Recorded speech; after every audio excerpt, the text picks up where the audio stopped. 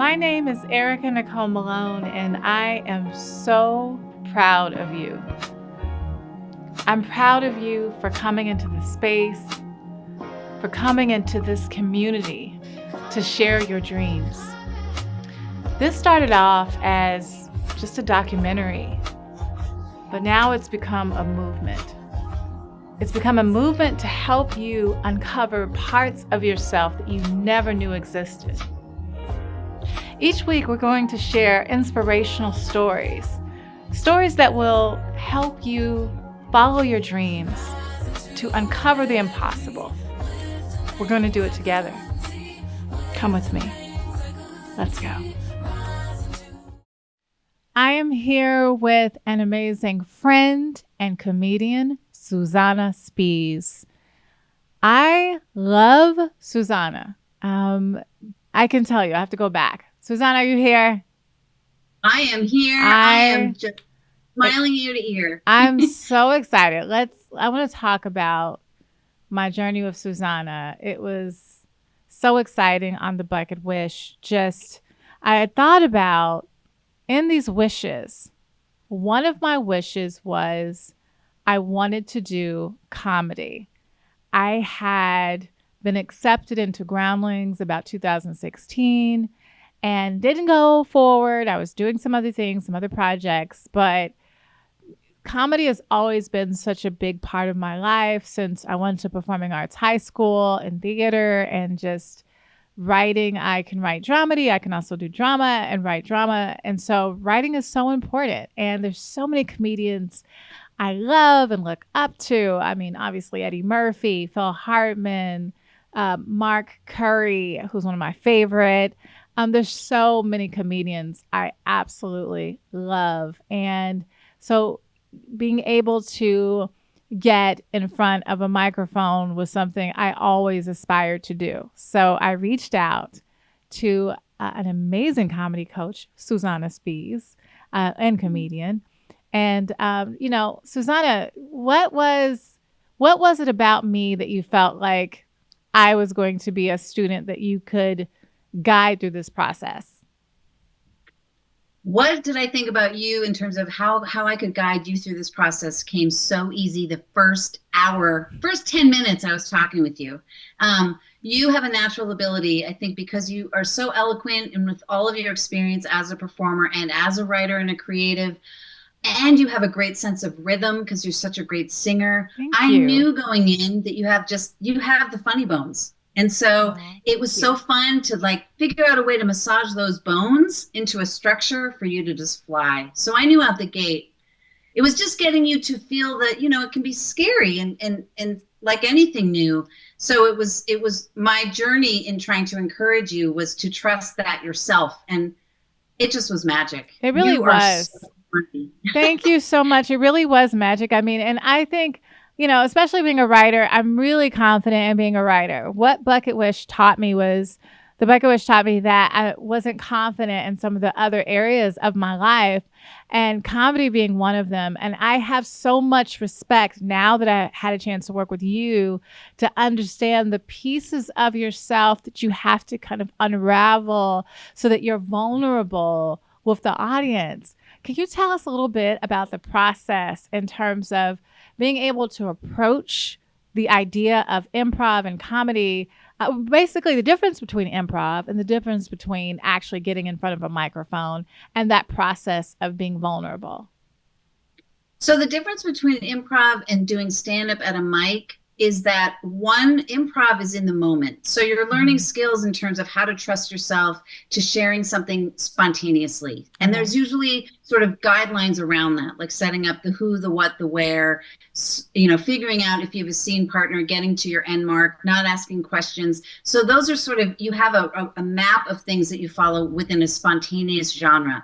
Okay. Stand-up and being at the mic, you have to actually prepare the material down to figuring out the beats of what you're going to talk about, figuring out what a premise is, how to set it up, showing out act outs. So it's really about writing and rehearsing, and improvisation is in the moment performance. Yeah, I mean, you taught me so much about trusting myself, trusting my story. And it really is hard, especially if you're a private person, which I am, to be vulnerable. And then you really get conscientious of, I don't want to say the wrong thing. I don't want to say too much. I don't want people to know too much. You really helped me to talk about what I wanted to talk about in a way that was befitting to me, that was still classy and elegant, but yet funny. And you're just so gifted in what you do. Can you tell me about your journey as a comedian? So, well, thank you so much, first and foremost. So, my journey as a comedian, actually, you had said something earlier that you're a fairly private person.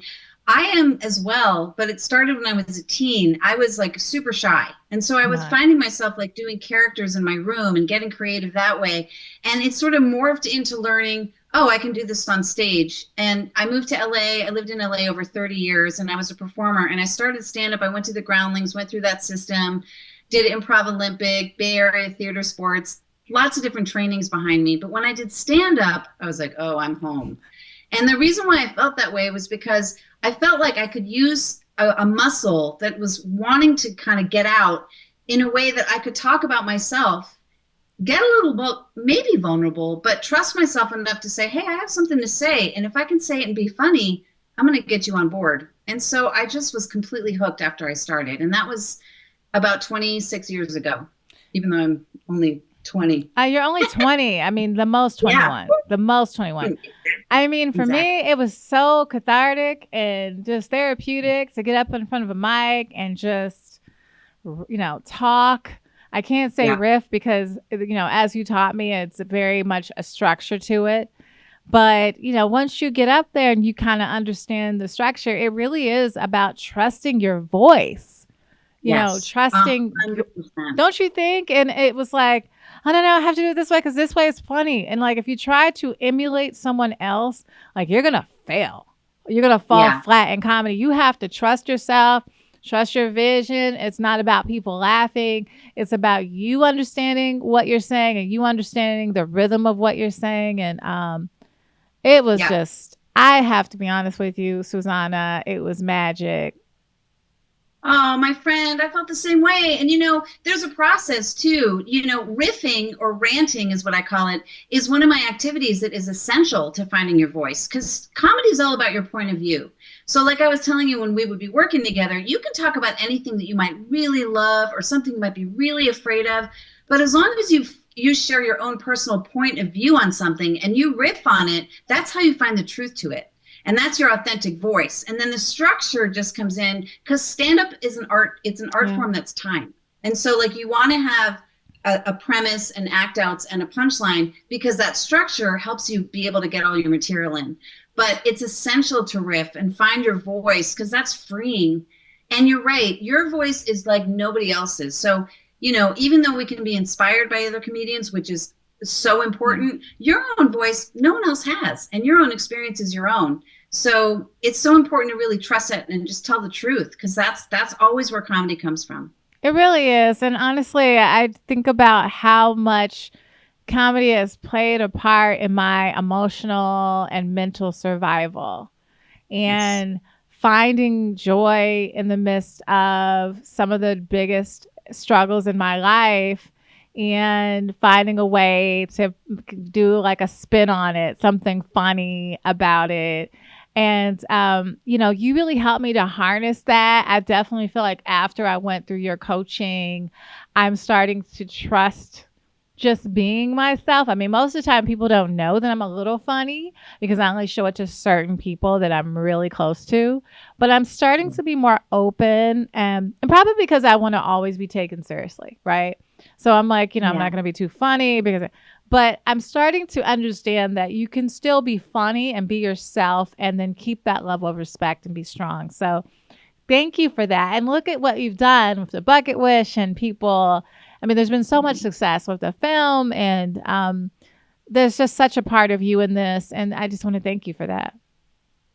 Well, I'm so grateful because what you've made in this film, The Bucket Wish, is just so inspiring to everybody. And it's really about just getting out there while you're alive. Like you said, it's so important. We have these things.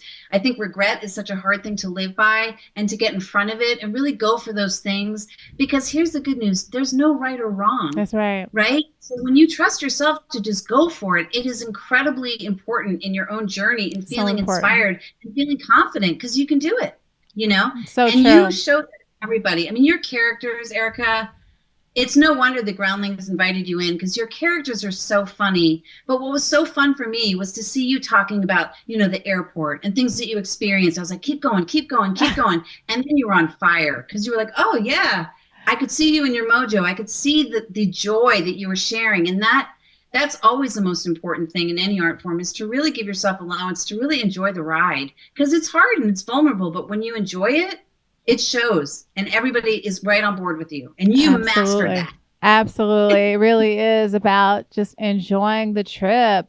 And, Yep. I mean, now more than ever, I don't think you understand how much what you do as a comedian, and even what I do to a certain degree, is a form of like ministry. And that there's so many people sad right now and just feeling overwhelmed and feeling like they want to quit and they want to give up. And, they're looking for the comedy, they're looking for joyous moments.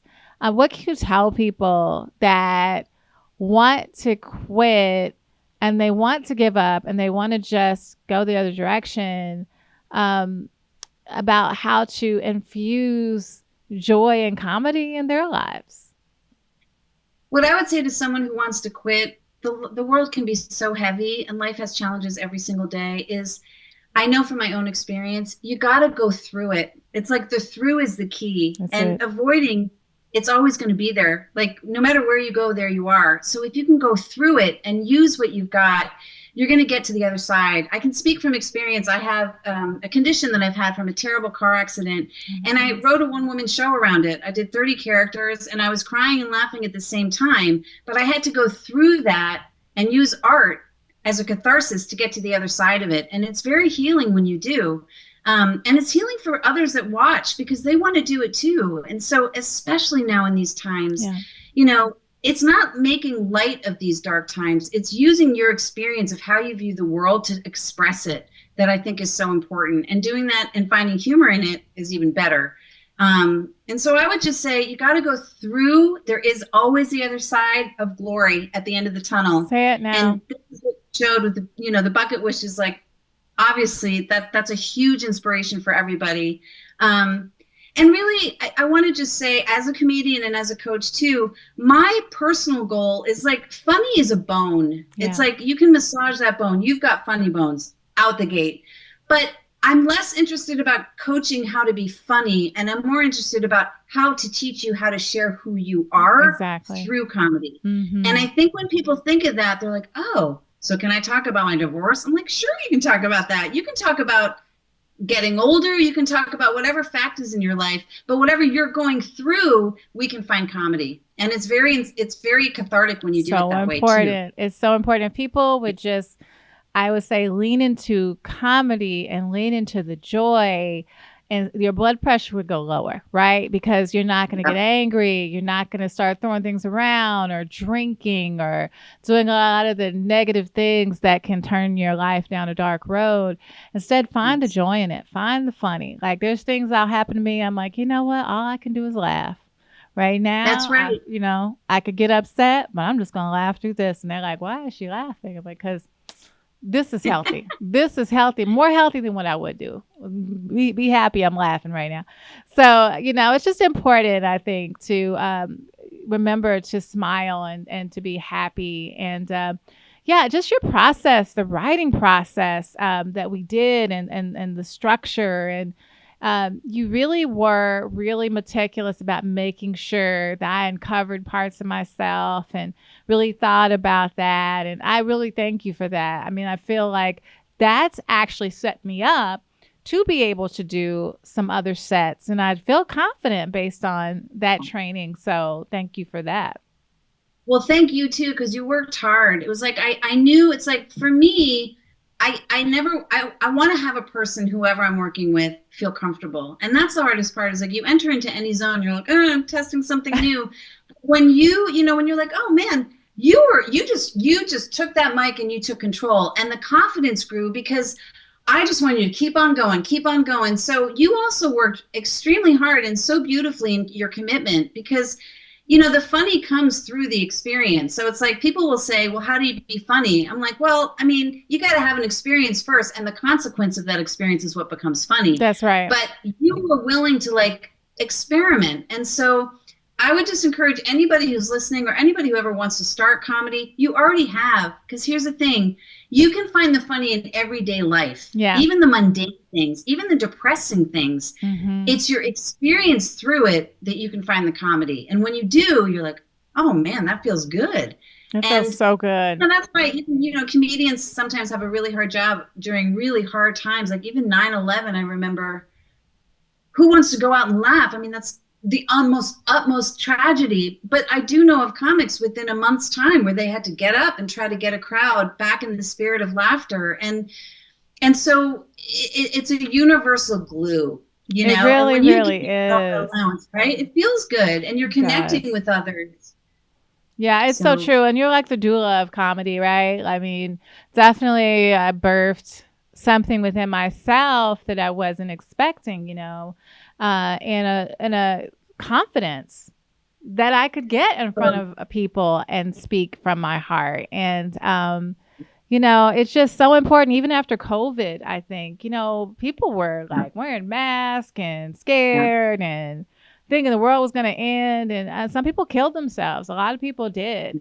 And, comedy is one of those things where people will look for a comedic movie or look for someone to do a set and just go to, to a Laugh Factory or, the Comedy Store, and just to kind of get some relief. So I'm just so excited about this journey, and thank you for going with me on this journey. It means so Erica, much. I can't thank you enough. I mean, it's really, you are so inspiring, and you're so talented. And I just love that when people saw you and they were laughing so hard, it was no surprise to me. Anybody who knows you and loves you knows how funny you are. But what makes me feel so happy is that you enjoyed it. And that like anything, whenever anybody enjoys a process and is willing to kind of see it through, and then they find the joy out of it, then it does become like, hey, I kind of want to do this again. It was dope. It was so dope. And I'm going to say, Susanna, you're dope. You're amazing. You helped me to it's bittersweet, right? Because you wait, and you're like, I'm going to go through some decades here and do something else, which is being a screenwriter. Obviously, I've been successful, but you could have went through so many roads in your life. The Bucket Wish is all about that, right? And I could have went down the comedic road, and I didn't. And so it's bittersweet, like, oh man, I could have. But everything's divine, and I'm so thankful that I finally got the opportunity to work with you. You are amazing, and I treasure you so much. Well, I feel the same. I'm incredibly honored, and just to watch you just completely just on this trajectory of such growth in terms of inspiring everybody in your movement. You've created a movement, and I will say for anybody who's watching the movie, and you'll see yourself, once you set your mind to anything, you can get through and get to the other side and feel completely inspired. And what you've done in showing all the different art forms that you took upon yourself to inspire others, it's such an act of humanity. It's such a beautiful testament to your character and your soul. And also, Erica, knowing that the beauty with comedy is there's no expiration date. Nice. It's ageless. That's you can right. start at 10, you can start. I worked with 80 to 90-year-olds. That's right. There's no time limit. There's and no also, time limit. If you're a writer, I would say to people listening, just start writing things at home. Think about things you really like. Think about something when you're walking on a walk and maybe hearing something that you hear that you're like, what's that? Because when you start honing into things around you, and the more specific you look at things around you or you hear things around you, you will find comedy from it, because you're starting to like your opinion. And so it's abundant. It really is. It really is. It's just, and that discovery is so fun. It's so fun. You got a one-woman show in there, my friend. I'm ready. You've got so much wonderful material. You are so funny, and I am so ready to just have you conquer the world. I want to put you up on a show in New York and in LA. Let's do it. Let's do it, Susanna. You're a rock star, and I'm thankful for you, and I appreciate you coming on for an episode of The Bucket Wish. Oh, I'm telling you, I have goosebumps even in the seat. Yeah, you guys are like family. I mean, I love you. I love you too. I can't, like, Susanna, stop emailing her. I'm like, I can't help it. I love you too. I mean, but it's like that. It's like that from the first day, you know? Yep, I feel the same way. So I'm excited. I know, and I just, for whatever it's worth, I just have to tell you, like, I really mean what I say. Like, you are so gifted, but you're such a beautiful soul. Oh, you really are. you. What you're doing with this movie and just bringing me in, the way you're so gracious, Erica, and you're so talented. That's a given. But I really want to thank you sincerely, because you're also inspiring your coaches, because you're giving them a platform to share what they love with others, right? So it's such a beautiful offering that you're giving the world, not only through this film, but in trusting your coaches along the way within the art forms that they're really passionate about. Thank you so I have to thank you for allowing me to come on that journey with you. Susanna, you're a rock star. Thank you so much for this. And we have many more journeys to come. Oh, yeah. Many more laughs. Yeah. Oh, yeah. All right, sweetheart. Talk soon. All right, my love. Thank you, guys. Thank you, Amy. Thank you, guys. I love you. Have a great rest of your day. Thank you for joining us for another episode of The Bucket Wish. Go out, live your dreams, and do something special just for you. But make sure you come back to us next week to hear another inspiring story. See you next time.